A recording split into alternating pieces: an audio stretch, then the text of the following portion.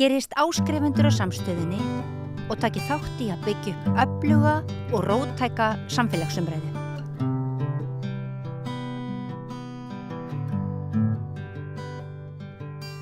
Komið sæl og verið velkomin að Rauðaborðinu í umræðu eiginlega uppbyggingamál og eyðileggingu. Að sumra mati við ætlum að tala svona framkvæmd sem að á sér stað núna eða svona farin í gang í skipulagsferlinu á Ísafirði.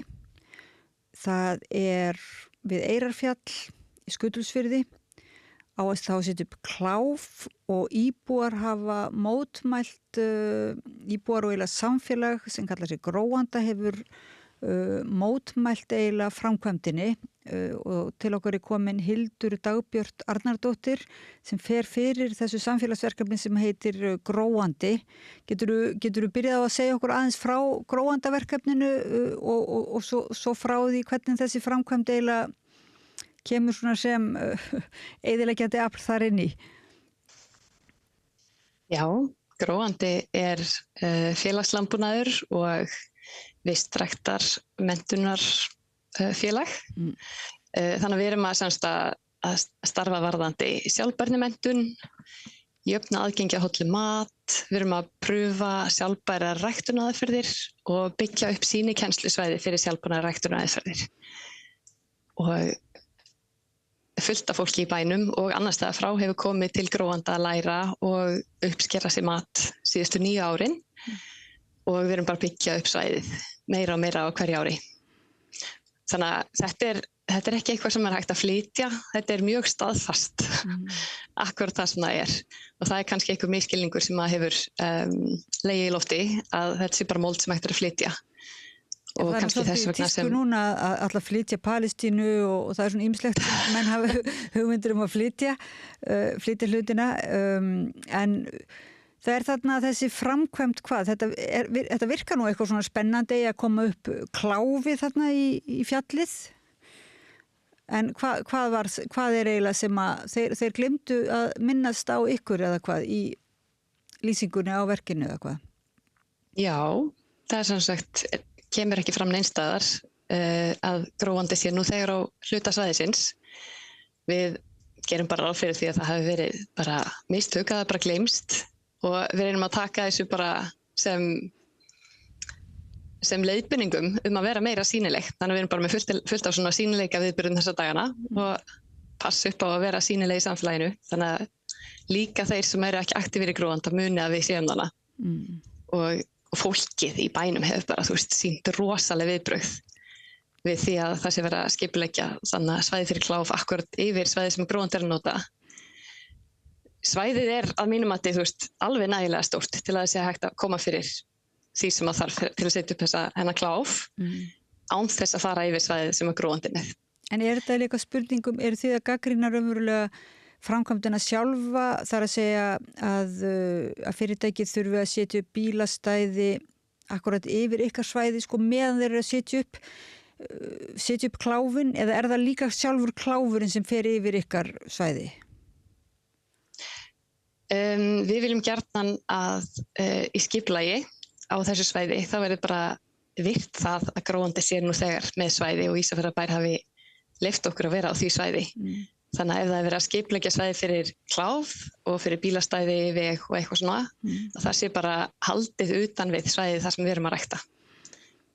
Þannig að kláfurinn sjálfur það ekki staðsettur þar sem við erum að rækta en eins og aðstæður lítið út núna þá verið að skipuleggja allt svæðið líka þar sem við erum staðsett og þá það fyrir, aðkoma veg eða bílastæði eða eitthvað.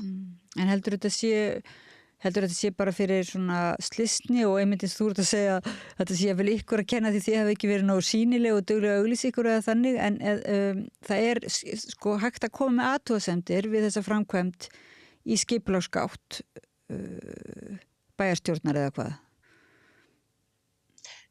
Ég myndi ekki segja þetta sé okkur að kenna, engan veginn. Ég með þess að heyrði í þeim sem leiða þetta kláfverkefni fyrir einhverjum árum síðan og lét hann vita því að Gróandi væri á þessu svæði og ég hélt að þetta var allt í góð farveg. Hann sagðist alltaf að hafa samband þegar hann vissi meira og þegar það liggi meiri hönnun fyrir og það verið pottþétt hægt að finna einhverju lausn þar sem að þetta myndi ekki fara yfir svæðið hjá Gróanda. Þess vegna kom mér þetta mjög mikið óvart. Við erum mjög sýnilegt verkefni, þú veist, þetta er bara upp í hlíðinni, þetta sést vel, þú veist, frá öllum hliðum. Við erum með alls konar samfélagsviðburði, við erum með, sem eru á útisvæðinu mjög oft. Við, þú veist, auglýsum út allan bæ, þú veist, það eru allir velkomnir, allir geta tekið þátt í ræktuninni eða uppskerði sem að, þannig að þú veist, það er ekki það við sem falin, en sérstaklega núna í vetrartíman þar sem að, þú veist, fólk er ekki jafn mikið að fara út og uppskera sig grænmeti, þá finnst okkur greinilega mikilvægt að passa upp á að fólk muni eftir okkur. Já, ég tek það nú fram, ég var nú ekki að meina það sjálf sko að það væri ykkur að kenna heldur, var ég nú að segja að þú veist, það væri hægt að leggja út af með einlægum brotavilja og einlægum misskilningi væri hægt að leggja út af þínum orðum þannig og sjálfsagt það þá bara einlægur, ég veit ekki, það er bara verið að hunsa þetta uppbyggingarstarfi ykkar þarna eða hvað, þetta er valla af slysni þá, sem að þarna er bara, er þetta þá bæjar yfirvöld sem að gefa þessu fyrirtæki bara leyfið, framkvæmda leyfið? Þau eru búin að gera eitthvað samning varðandi svæðið. Ég veit ekki alveg hver bindandi það er, en þetta er sem bara skipulagslýsing og almenningur getur komið tillögur að breytingum. Það er ekki búið að gera skipulag, það er ekki búið að gefa út framkvæmdaleyfi eða neitt slíkt. Þannig að við höfum ennþá fullt vald til þess að koma með breytingatillögur og sýna fram á að það er hægt að nota aðra lausnir. Og það sem sagt fresturinn er til miðnættis í kvöld. Já, fresturinn til miðnættis í kvöld. Geturðu kannski að gera athugasemdir á bæði aðalskipulagsbreytingar lýsinguna og deiliskipulagslýsinguna. Geturðu bent kannski hlustendum og áhorfendum á einhverja slóð eða einhvern stað svona sem til að auðvelda ef að menn vilja gera athugasemd? Já. Ef menn hafa fengið til þess að rækta sitt grænmeti þarna endurgjaldslausu og tekið þátt í þessu uppbyggingastarfi ykkar? Já, Gróandi er alltaf mjög mikilvæg fyrir marga. Það er fullt af fólki sem vill hafa aðgengi að Gróanda til að læra líka. Þetta snýst ekki bara ísfirðinga sem hafa aðgengi líka að grænmetinu, heldur líka bara það er fullt af fólki sem kemur á námskeið eða kemur annar stað frá til þess að skoða svæðið og læra aðferðunum. Það er fullt af fólki sem kemur annar staðar frá í heiminum til þess að dvelja hjá okkur upp að 1 ár í svona lærlingsstöðum. Þannig að þetta er mjög mörgum mikilvægt. En það er hægt að fara á heimasíðu Gróanda, gróandi.org, til þess að fá meiri upplýsingar og leiðbeiningar við hvernig maður getur gert athugasemdir eða skrifa undir undirskriftalista.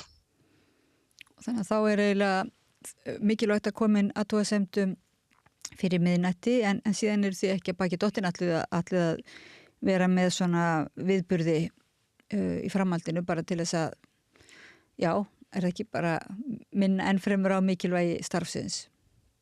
Algjörlega.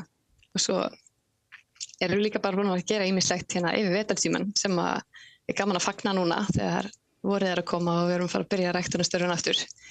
Til dæmis erum við búin að fá styrki fyrir að búa til kennsluefni fyrir grunnskóla í sjálfbærni og í að rækta með sjálfbærum aðferðum. Þannig að núna á vormánuðum þá fara allir grunnskólakrakkarnir á Ísafirði að sá fyrir ýmsum matplöntum í sínum skólastofum og svo planta út í Gróanda. Við erum búin að fá styrki bæði fyrir kostnaði og líka fyrir að búa til kennsluefni sem verður slá notað. Við erum búin að útbúa beðin með þessa upp í Gróanda þannig að það er allt tilbúið fyrir þau. Og hvernig kom það til að þú fórst að starfa að þessu verkefni? Persónulega? Já. Þetta verkefni hefur bara vaxið. Það byrjaði á því að þegar ég bjó í Noregi þá fór ég á námskeið þar sem ég hitti fólk sem var að rækta grænmeti upp í Tana í Finnmark í Norður-Noregi og það var rækta alltaf sama grænmeti og ég var að borða og rækta niður í Suður-Noregi og það eina sem það gerði var bara að forrækta sumt í gróðurhúsi. Þannig að þá hugsaði ég með mér að ef ég myndi ekkert flytja aftur til Íslands þá myndi ég vilja rækta þar og svo hitti ég líka fólk sem var að vinna í svona félagslandbúnaði, fyrsta félagslandbúnaði Noregs í Bærum og þar fættist þessi hugmynd að það væri nú alveg hægt að stofna svona félagslandbúnað á Íslandi. Og félagslandbúnaður, það svona bara hugsunin að nýta landsvæðin eða vera með sameiginlega akureyrkju, það ekki? Félagslandbúnaður snýst að fólkið tekur þátt í að passa upp á þessi ræktaður matur og þann hátt sem þau vilja. Þannig þau taka aktívan þátt og þau borga almennt séð fyrir þjónustuna fyrirfram. Þannig að það sé meiri svona stabíla vinnuaðstæður fyrir bóndan. Hann viti fyrirfram hvað hann að rækta fyrir marga og þetta svona beint samband milli neytenda og matarframleiðandans. Og hvað það sem að þið ræktið helst svona? Við erum að rækta allt mögulegt. Það bara alls konar rótagrænmeti, kartöflur, rauðrófur, gulrætur, næpur, hnúðkál. Við erum að rækta alls konar kál, alls konar salat. Sko þegar ég byrja að rækta í Gróanda þá áttaði ég mig á því hvað salat getur bragðast mismunandi. Þú veist að salat þarf ekki að vera leiðilegt og bragðlaust. Það getur verið bragðið í salatinu. Svo erum við að rækta alls konar kryddjurtir og lauka, ber, jarðaber, sólber, lausber, hindber. Þannig að þetta bæði sko skemmtilegt og þetta bara ánægulegt og samvera og samvinna og náttúrulega, dvöl í náttúrunni og svo þetta hlýtur að vera hollara þegar það kannski ekki búið að setja þetta allt í plast og flytja það langa veg og svo mun umhverfisvænna hlýtur að vera. Þannig að þetta er mjög margvísleg svona samfélagsleg og umhverfisleg og menningarleg bót eða hvað? Algjörlega. Og talaði holt, þetta er bara eins holt og matur getur orðið. Við erum ekki að nota nein eiturefni í ræktuninni, við erum ekki að nota neitt plast, við erum ekki að spreyja neitt, við erum ekki að nota kemískan áburð og við erum að nota ræktunaraðferðir sem byggja upp jarðveginn sem að binda kolefni, sem að búa til meiri líffræðilega fjölbreytni. Þannig að það er bara allt gott. Við þetta verkefni og auk þess allt samfélagi sem að byggjast upp, þetta akkurat staðin það sem hittir fjölbreytt fólk úr samfélaginu og kynnist nýju fólki, eignast vini. En þú segir að þið hafi nú fengið styrki og svona góðan meðbyr í þessu verkefni, en finnst þér svona miðað við Noreg, að því þú varst þar, er ekki Íslendingar svolítið aftarlega á merinu svona varðandi lífrænan ræktun og félagsbúskap þá og og bara til dæmis varandi þetta grænmetisbændur þurfa núna að greiða svo mikið fyrir rafmagnið sko meðan að stóriðja fær afsláttinn og er ekki svolítið mikil skekkja svona hjá okkur finnst þér hvernig stöndum við? Jú, ég er alveg á því að við mættum gera betur í að styðja við matarframleiðslu á Íslandi. Ég myndi ekki segja að við stöndum endilega rosalega framlega í því að passa upp á þessi matarframleiðsla á landinu okkar. En já, það er mikilvægt að horfa samt á möguleikana frekar en hvað er að stoppa okkur. Já. Þeir eru svona í jákvæðum anda greinlega sem maður sér að þetta félagsbúskapurinn gerir mönnum gott þá. Ég þakkaði nú fyrir spjallið. Við sko erum hérna að ræða fyrir það sem voru að detta inn í, erum við að ræða við Hildi Dagbjörtu Arnardóttur sem fer fyrir samfélagsverkefninu Gróanda. Má ekki segja bara að það sé á Ísafirði? Jú.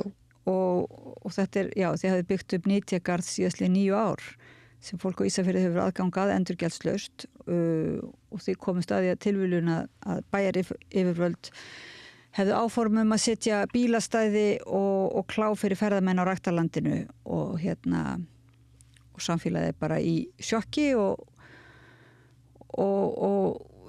vill benda öllum þeim, það er ekki bara Ísfirðingar sem eiga að sitja í athugasemdir það er bara allir þeir sem heyra þetta viðtal og finnst þinn málflutningur og ykkar á gróandi.org vera samfærandi má gera athugasemdir inn á samfélagsgáttin, ekki?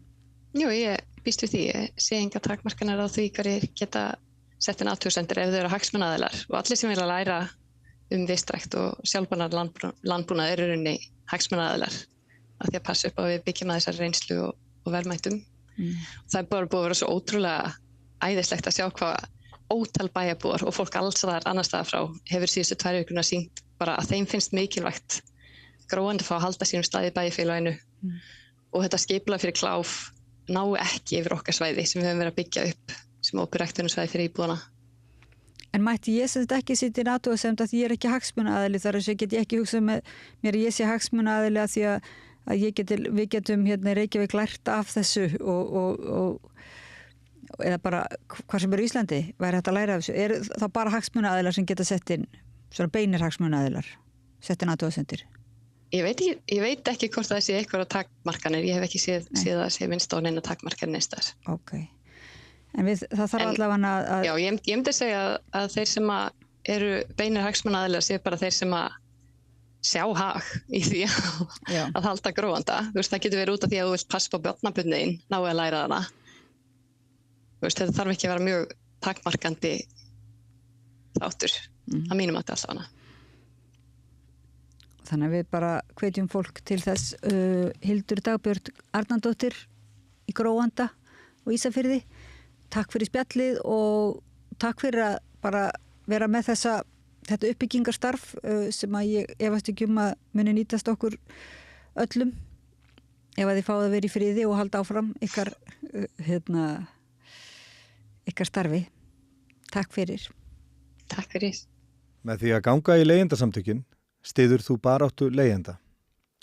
Leigjendasamtökin eru fyrir öll þau sem vilja vinna að réttlæti og öryggi á húsnæðismarkaði. Leigjendasamtökin.is